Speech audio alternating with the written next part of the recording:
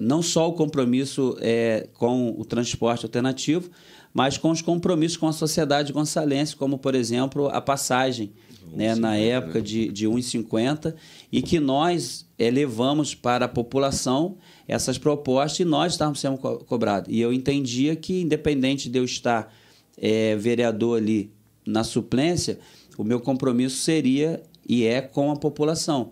E eu fiz uma fala ali respeitosa, respeitando ele, mas cobrando dele os compromissos com o segmento e com a população. No dia seguinte, eu fui chamado ao gabinete dele. E quando eu cheguei lá, a irmã dele, né, que era a pessoa assim, que eu tenho um carinho muito grande, evangélica, ela me chamou, falou: Vinícius, o meu irmão está te aguardando, mas eu queria conversar com você porque ele está muito triste com você. Aí eu, triste por quê? Não, porque você fez uma fala ontem e ele ficou triste, e eu vejo nessa sua fala muito sofrimento, muita dor. Falei: pode ter certeza que sim, porque existe muito sofrimento hoje por parte do segmento do transporte alternativo, das famílias, porque nós acreditamos e já se vão 10 meses e nada acontece. E aí ela falou: não, eu falei: não, pode ficar à vontade, pode dizer para ele que eu estou aqui. E quando eu adentrei na sala dele, ele estava com a minha fala, né, digitada na mesa. Eu cumprimentei, sentei, falei com ele, perguntei qual seria, né, a razão de eu estar ali. Ele falou: a fala que você fez ontem no plenário. Aí eu falei: estou à vontade para as perguntas. Ele falou: você falou isso? Falei. Você falou isso? Falei. Você falou isso? Falei: não. Eu falei: prefeito, deixa eu falar algo para o senhor. Para ficar mais fácil para o senhor, eu posso encaminhar para o senhor o vídeo, que o senhor vai ouvir e ver, e aí o senhor vai interpretar, porque quem trouxe esse discurso digitado, ele tem uma intenção, sim, que é que eu saia dali. Até porque eu defendo aquilo que ele não defende, né? Ele tem compromisso com o empresário de um ônibus, e eu não tenho. Eu tenho com o trabalhador e com a população gonçalense. E aí ele falou: mas assim você está me prejudicando, a oposição vem em cima de mim, porque você é um vereador suplente. Eu virei para ele e falei: prefeito, com todo o respeito, se eu estou naquela cadeira não é porque eu só quis. Porque se eu não tivesse votos, o senhor não teria como eu me colocar ali. Eu tive 2.174 votos. Por essa razão, eu estou ali. E o meu compromisso não é só com esses 2.174 eleitores, e sim com a população. Então, o senhor fica à vontade. Se o senhor quiser me tirar, fica à vontade. E eu quero retornar, e eu vou retornar primeiro com a permissão de Deus. Segundo, com os votos nas urnas. Porque eu não devo o meu mandato ao senhor e nem quero ficar nas suas mãos.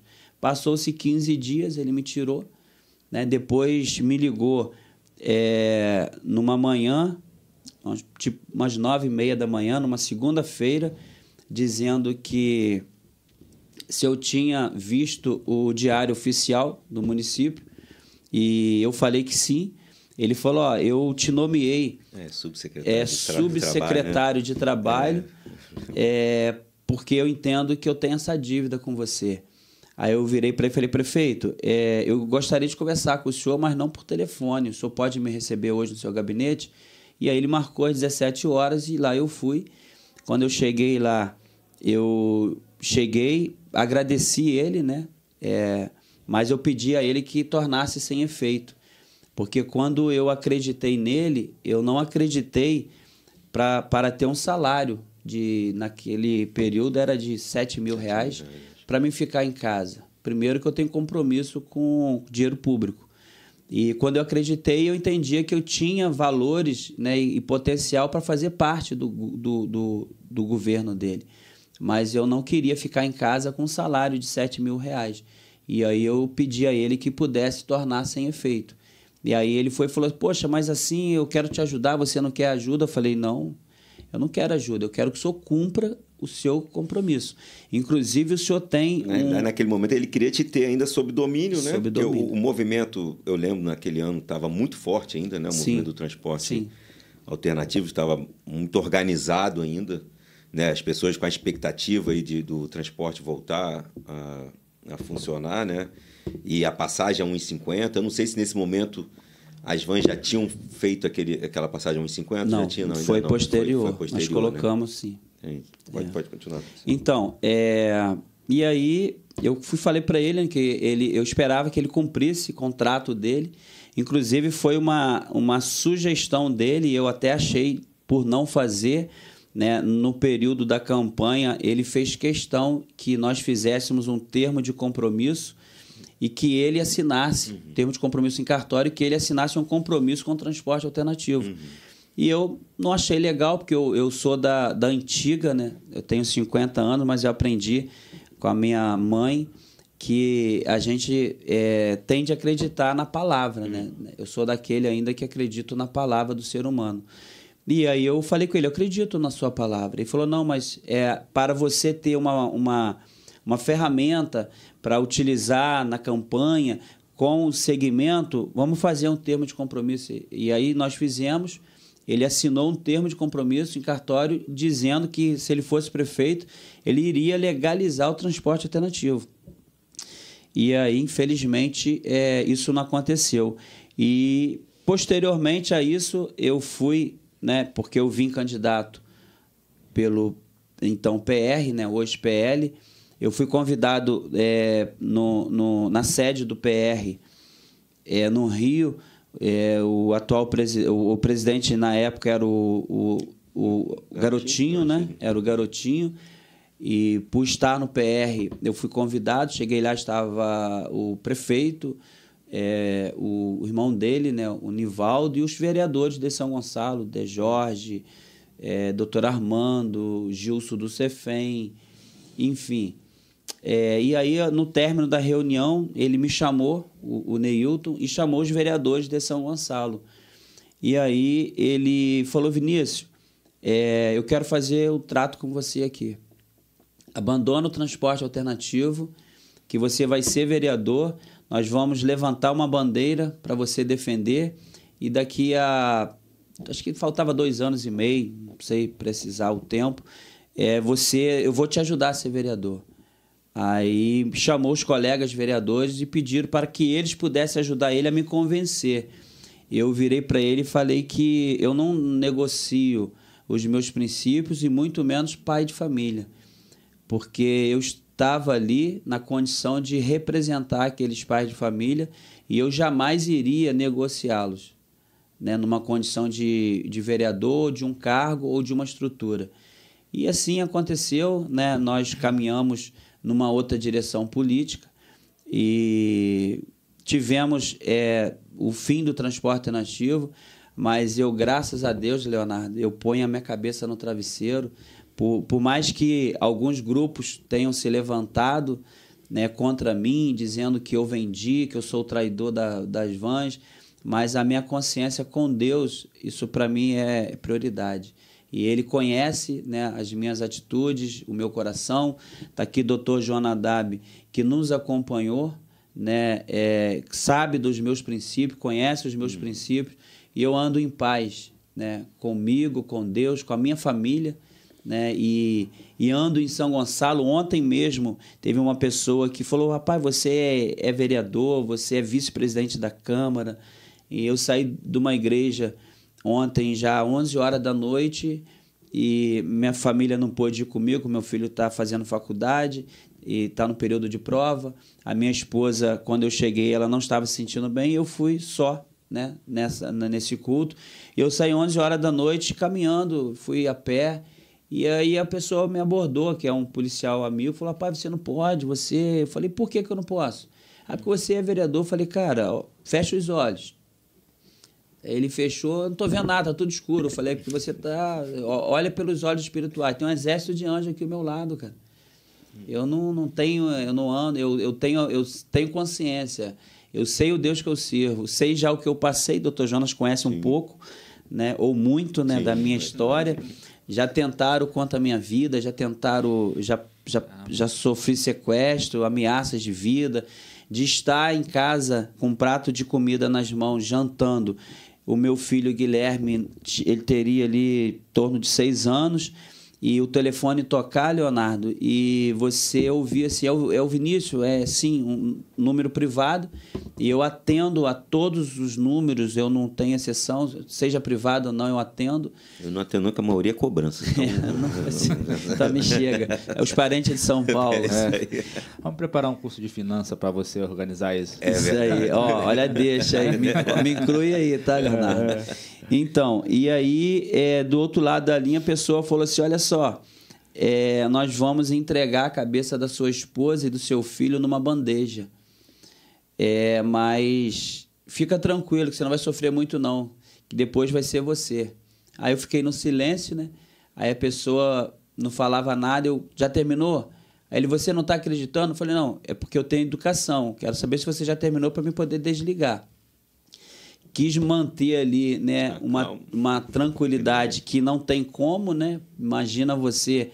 10h30 da noite, você com seu filho na sua frente, você jantando e você ouvir uma fala dessa e sabendo o meio onde eu estava. A realidade é essa, eu tinha consciência das pessoas que eu não tenho inimigo criado por mim, mas infelizmente criaram-se inimigos contra mim.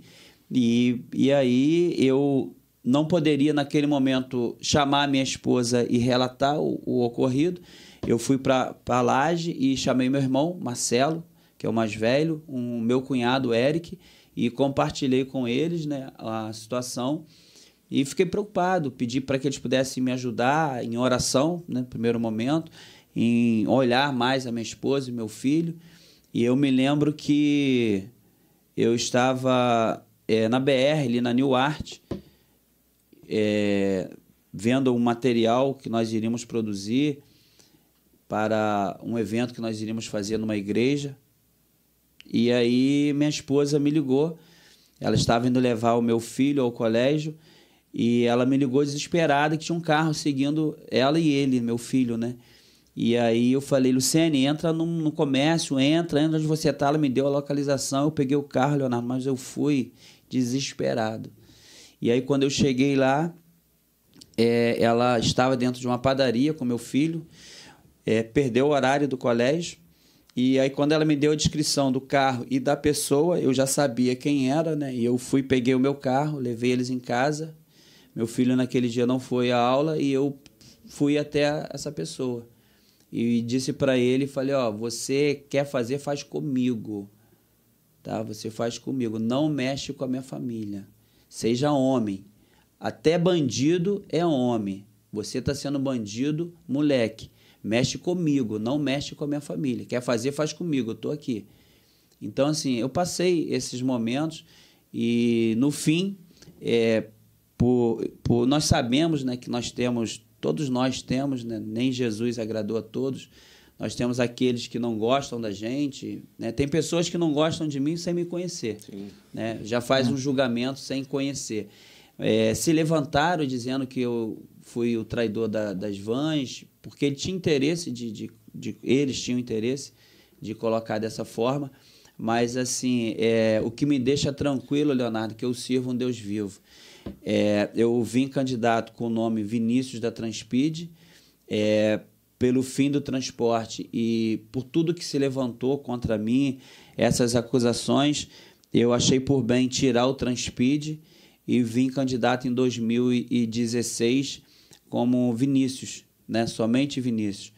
E o meu Deus, ele é tremendo, ele nos honra, né?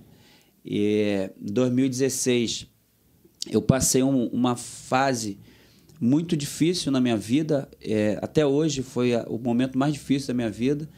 Eu perdi a minha sobrinha de 9 anos no dia 3 de junho.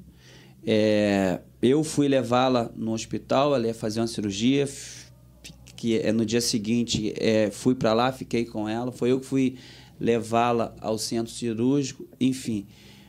E infelizmente ela veio a falecer, veio a óbito, por um erro médico. E uma semana depois, o sepultamento dela foi no dia 4 de junho, uma semana depois, que foi um sábado, eu estava vindo do sítio do Dr. Jonadab, ali em Santana de Japuíba, fui levar uns pastores lá.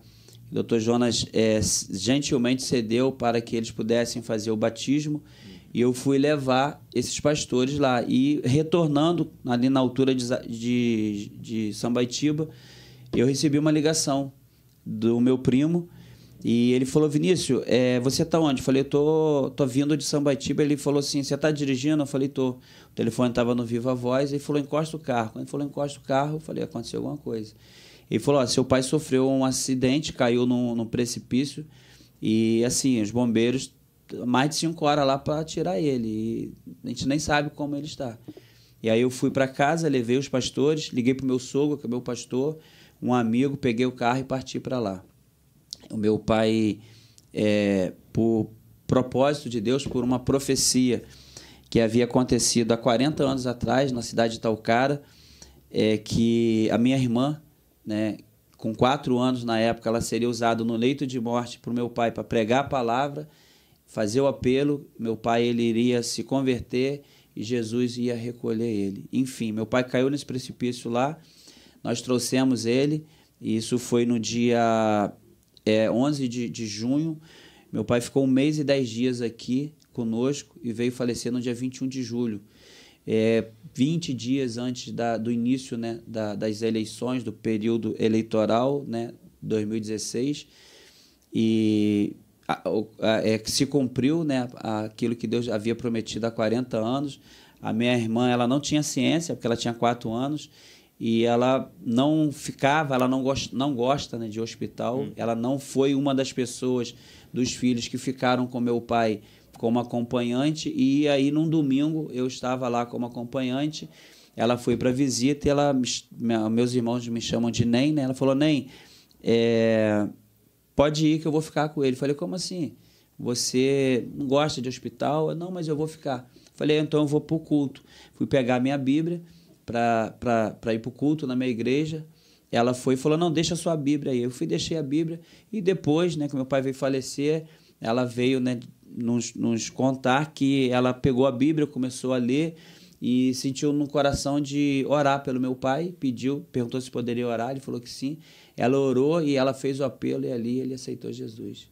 E eu creio que ali se cumpriu aquilo que Deus havia prometido na vida dele. E aí foi um período, Leonardo, que o Dr. Jonas, ele acompanhou, muito difícil, né, na minha vida, há 20 dias do início de uma campanha com dificuldade que nós tínhamos, né, para fazer aquela campanha.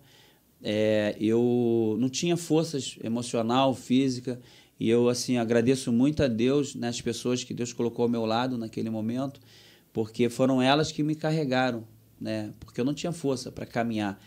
Só para você ter uma ideia, uma campanha de 45 dias, nós fomos colocar nossa campanha nas ruas faltando 30 dias, ou seja, 15 dias nós perdemos. E Deus nos honrou ali com 4.356 votos. Então, assim, foi algo que Deus realmente nos honrou, e estamos ali, né? Em 2020 nós fomos reeleitos novamente, com compromisso com a população de São Gonçalo, mas, como eu falei aqui, meu princípio, a minha prioridade é a palavra de Deus. Então, até, né, sobre esse tema, né, você falou o seu compromisso com a palavra de Deus. Em vários momentos da nossa conversa, você fala de Deus, fala da igreja, fala dos seus familiares e tal. E a gente está vivendo um momento, né, onde se julga muito o todo por uma parte, né? Então, você tem uma tentativa aí, de repente, de associar a figura de padres à pedofilia, né? O pastor ladrão, político corrupto, policial tal. Como que o Vinícius, né, o vereador Vinícius, vê esse relacionamento, né, do cristão com a política, né? Como é que funciona isso?